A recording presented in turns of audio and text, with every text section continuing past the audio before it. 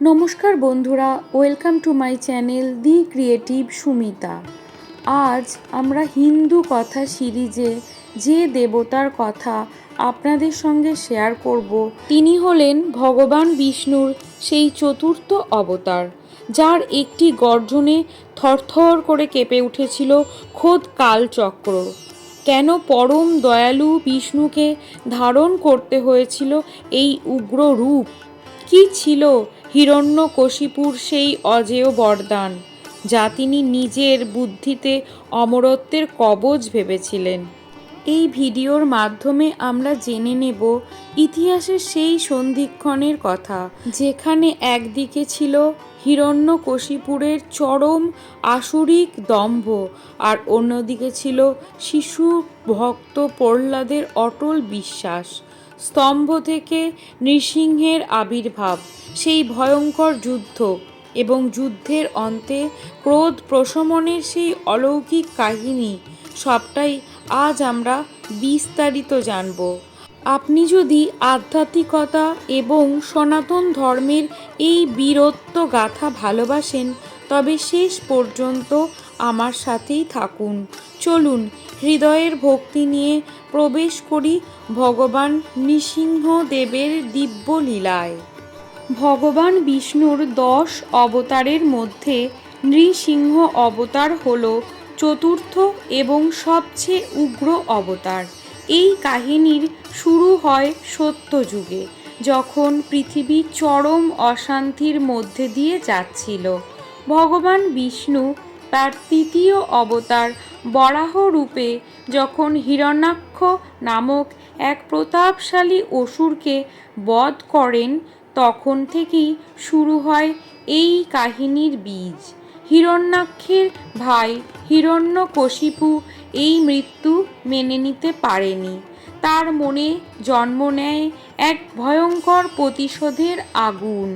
এই আগুনের লেলিহান শিখা কিভাবে বিশ্ব ব্রহ্মাণ্ডকে গ্রাস করতে চেয়েছিল, তা দিয়েই আজকে আমাদের কাহিনীর শুরু। হিরণ্যকশিপুর অমরত্বের কঠোর তপস্যা সম্বন্ধে জানেন আপনারা? হিরণ্যকশিপু স্থির করল যে অমর হবে এবং বিষ্ণুকে পরাজিত করবে। সে মন্দার পর্বতে গিয়ে এক পা তুলে দাঁড়িয়ে হাজার হাজার বছর ধরে কঠোর তপস্যা শুরু করল। তার তপস্যার তেজ এতই প্রবল ছিল যে স্বর্গের দেবতারা পর্যন্ত ভীত হয়ে পড়লেন। অবশেষে ব্রহ্মা আবির্ভূত হয়ে তাকে বর দিতে চাইলেন। হিরণ্যকশিপু সরাসরি অমরত্ব চাইল। ব্রহ্মদেবের কাছে যা দেওয়া অসম্ভব ছিল। তখন সে অত্যন্ত চাতুর্যের সাথে এক বর চাইল। হে বিধাতা, আমাকে এমন বর দিন যাতে আমি ঘরে বা বাইরে, দিনে বা রাতে, মাটিতে বা আকাশে, কোনো মানুষ বা কোনো পশুর হাতে, এমনকি কোনো জীবিত বা মৃত বস্তুর আঘাতেও যেন মৃত্যুবরণ না করি। কোনো দেবতা, মানব বা মানুষের অস্ত্র যেন আমাকে স্পর্শ করতে না পারে। ব্রহ্মা তাকে এই বর দিলেন। হিরণ্যকশিপু ভাবল যে সে এখন অজেয়, কারণ সে মৃত্যুর সব পথ বন্ধ করে দিয়েছে। হিরণ্যকশিপুরের অত্যাচার আর ভক্ত প্রহ্লাদের জন্মের কাহিনী। বর পাওয়ার পর হিরণ্যকশিপু নিজেকে ঈশ্বর বলে ঘোষণা করল। সে স্বর্গ দখল করল এবং দেবতাদের রাজ্য থেকে বিতাড়িত করল। ডিগ্রি জারি হলো, কেউ আর বিষ্ণুর নাম নিতে পারবে না, কেবল হিরণ্যকশিপুর জয় গান করতে হবে। ঠিক এই সময়ই তার ঘরে জন্ম নিল এক অদ্ভুত শিশু, প্রহ্লাদ। যখন হিরণ্যকশিপু তপস্যা করছিল, তখন দেবরাজ ইন্দ্র তার স্ত্রী কয়াধুকে বন্দি করেছিলেন। দেবর্ষি নারদ কয়াধুকে আশ্রয় দেন।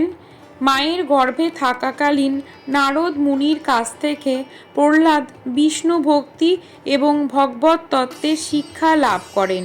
ফলে রাক্ষসকুলে জন্ম নিলেও প্রহ্লাদ হয়ে উঠলেন পরম বিষ্ণু ভক্ত। পিতা ও পুত্রের সংঘাত। প্রহ্লাদ যখন বড় হলেন, হিরণ্যকশিপু তাকে শ্রেষ্ঠ শিক্ষকদের কাছে পাঠালেন রাজনীতির পাঠ নিতে। কিন্তু প্রহ্লাদ সব সময় ওম নমো ভগবতে বাসুদেবায় মন্ত্র জপতেন। হিরণ্যকশিপু যখন জানতে পারলেন তার পরম শত্রু বিষ্ণুর নাম তার ছেলে জপছে, তখন তিনি ক্ষিপ্ত হয়ে উঠলেন। তিনি প্রহ্লাদকে অনেক বোঝালেন, ভয় দেখালেন, কিন্তু প্রহ্লাদ অবিচল। তিনি বললেন, পিতা, শ্রী হরি সব শক্তির উৎস, আপনি তার শরণ নিন। এই কথা শুনে হিরণ্যকশিপু স্থির করলেন তিনি নিজের ছেলেকে নিজে হাতে হত্যা করবেন। প্রহ্লাদকে হত্যার নিষ্ঠুর প্রচেষ্টা। হিরণ্যকশিপু একে একে বহু উপায় অবলম্বন করলেন প্রহ্লাদকে শেষ করে দিতে। পাহাড় থেকে নিক্ষেপ করলেন। প্রহ্লাদ বিশাল পাহাড়ের উপর থেকে নিচে ফেলে দেওয়া হলেও আশ্চর্যজনকভাবে শ্রীহরির কৃপায় তিনি ফুলের মতো মাটিতে অবতরণ করলেন। তাকে বিষধর সাপের ঘরে রাখা হলো। বিষ খাইয়ে মারারও অনেক চেষ্টা করা হলো, কিন্তু সাপের কামড় তার কোনো ক্ষতি করতে পারল না। বিশাল হাতি দিয়ে তাকে পিষে মারার চেষ্টা করা হলো, কিন্তু মত্ত হস্তিটিও তার সামনে এসে নত মস্তকে দাঁড়িয়ে রইল। শেষে অনেক চিন্তা করে হোলিকা দহনের ভাবনা এলো হিরণ্যকশিপুরের মনে। হিরণ্যকশিপুরের বোন হোলিকা, যার বর ছিল, তিনি আগুনে পুড়বেন না। প্রহ্লাদকে কোলে বসিয়ে অগ্নিকুণ্ডে রইলেন, কিন্তু অলৌকিকভাবে হোলিকা ভস্মীভূত হয়ে গেলেন এবং প্রহ্লাদ অক্ষত অবস্থায় হরি নাম করতে করতে অগ্নি থেকে বেরিয়ে এলেন। বোনের মৃত্যু, সব প্রচেষ্টা ব্যর্থ হওয়ায় হিরণ্যকশিপু প্রহ্লাদকে তার রাজ্যসভায় ডাকলেন। তিনি তলোয়ার উঁচিয়ে গর্জন করে বললেন, কোথায় তোর হরি? যদি সে সব জায়গায় থাকে, তবে এই স্ফটিক স্তম্ভের ভিতরে কি সে আছে? প্রহ্লাদ শান্ত স্বরে উত্তর দিলেন, হ্যাঁ পিতা, তিনি এই স্তম্ভেও আছেন। হিরণ্যকশিপু উপহাস করে গদার আঘাতে যেই বিশাল স্তম্ভটি ভেঙে ফেললেন, আর ঠিক সেই মুহূর্তে এক অপূর্ব গর্জন শোনা গেল, যা আগে কেউ কখনো শোনেনি। ব্রহ্মাণ্ড থরথর করে কাঁপতে শুরু করলো। নৃসিংহদেবের অবতারের আবির্ভাব হলো। স্তম্ভের ভিতর থেকে বেরিয়ে এলেন এক অদ্ভুত সত্তা, যার শরীর মানুষের মতো, কিন্তু মাথাটি সিংহের। তার বড় বড় কেশর, রক্তবর্ণ চোখ এবং ধারালো নখ। তিনি মানুষও নন, পশুও নন। তিনি ভগবান নৃসিংহদেব। ব্রহ্মার বরকে সত্য রেখে তিনি এই রূপ ধারণ করলেন। হিরণ্যকশিপু যখন তাকে আক্রমণ করতে এলো, নৃসিংহদেব তাকে অবলীলায় ধরে ফেললেন। এরপর ভগবান নৃসিংহ হিরণ্যকশিপুরকে রাজ্যসভায় দরজার চৌকাঠে নিয়ে এলেন, যা ঘরের ভিতরেও নয়, বাইরেও নয়। সময়টি ছিল গোধূলিবেলা, যা দিনও নয়, রাতও নয়। তিনি অসুরকে নিজের কোলের উপরে রাখলেন, যা আকাশও নয়, ভূমিও নয়। এরপর তিনি তার ধারালো নখ, যা কোনো কৃত্রিম অস্ত্র নয়, সেই নখ দিয়ে হিরণ্যকশিপুরের বুক চিরে ফেললেন। ব্রহ্মার প্রতিটি বর রক্ষা করে ভগবান বিষ্ণু এইভাবে নৃসিংহদেব রূপ ধারণ করে অহংকারী হিরণ্যকশিপুর অসুরের বিনাশ ঘটালেন। অসুর বধের পরেও নৃসিংহদেবের ক্রোধ শান্ত হচ্ছিল না। তার গর্জন শুনে ব্রহ্মা ও সমস্ত দেবতারা ভয়ে দূরে দাঁড়িয়ে রইলেন। কেউ তার সামনে যাওয়ার সাহস পাচ্ছিলেন না। তখন ভক্ত প্রহ্লাদ এগিয়ে গেলেন এবং প্রভুর চরণে নতমস্তক হলেন। ভক্তের কোমল প্রেম দেখে মহাক্রোধী নৃসিংহ শান্ত হলেন।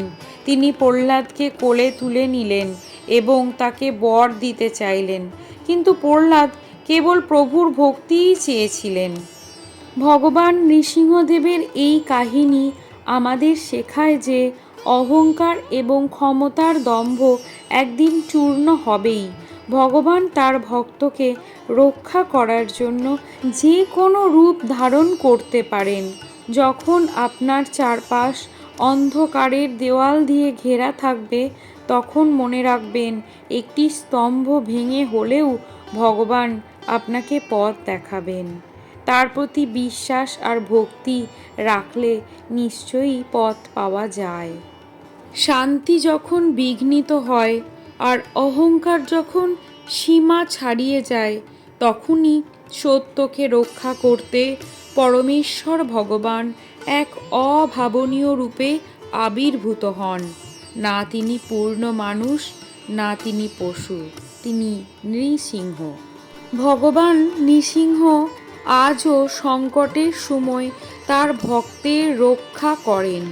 দক্ষিণ ভারত থেকে শুরু করে আমাদের বাংলার বিভিন্ন মন্দিরে আজও এই উগ্র বীর রূপের পূজা হয়। অনেকেই ভাবি, ঈশ্বর কেন এত ভয়ঙ্কর রূপ ধারণ করলেন? আসলে সেই উগ্রতা ছিল এক পিতার ক্রোধ। যে পিতা তার সন্তান প্রহ্লাদকে রক্ষা করতে যে কোনো সীমা অতিক্রম করতে পারেন। হিরণ্যকশিপুরের সেই মৃত্যু আমাদের শেখায় যে আমরা যত বড়ই বরদান পাই না কেন আর যত বড়ই ক্ষমতাশালী হই না কেন, অহংকার এবং অধর্মের বিনাশ অনিবার্য। আইন বা শব্দের মারপ্যাঁচে পরমেশ্বরকে কখনো ফাঁকি দেওয়া যায় না। আজকের এই যান্ত্রিক যুগেও আমাদের প্রত্যেকের অন্তরে একজন হিরণ্যকশিপুর বাস করে, আমাদের কাম, ক্রোধ, লোভ আর অহংকার রূপে। আমাদের হৃদয় যখন ভক্ত প্রহ্লাদের মতো সরল আর অবিচল হবে, তখনই আমাদের অন্তরের সেই বিশ্বাসের স্তম্ভ ভেঙে আবির্ভূত হবেন ভগবান নৃসিংহ। তিনি আমাদের সমস্ত ভয় আর সংশয়কে নিজ নখরে বিদীর্ণ করে দেবেন। ভক্তের চোখের এক ফোঁটা অশ্রু ভগবানকে বৈকুণ্ঠ থেকে টেনে আনতে পারে। সেই উদাহরণই হলো নৃসিংহদেবের এই মহিমা। আজকের ভিডিওটি যদি আপনাদের ভালো লাগে তবে ভিডিওটিকে লাইক এবং শেয়ার করে দেবেন আর চ্যানেলটিকে সাবস্ক্রাইব করে পাশে থাকবেন। পাশে থাকা বেল আইকনটি অবশ্যই প্রেস করে দেবেন যাতে নতুন ভিডিওর নোটিফিকেশন আপনাদের কাছে পৌঁছে যায়। আর কমেন্টে জয় নৃসিংহদেব লিখতে ভুলবেন না। সকলে ভালো থাকুন, সুস্থ থাকুন এবং সত্যের পথে অবিচল থাকুন। ভিডিওটি শেষ পর্যন্ত দেখার জন্য অসংখ্য ধন্যবাদ।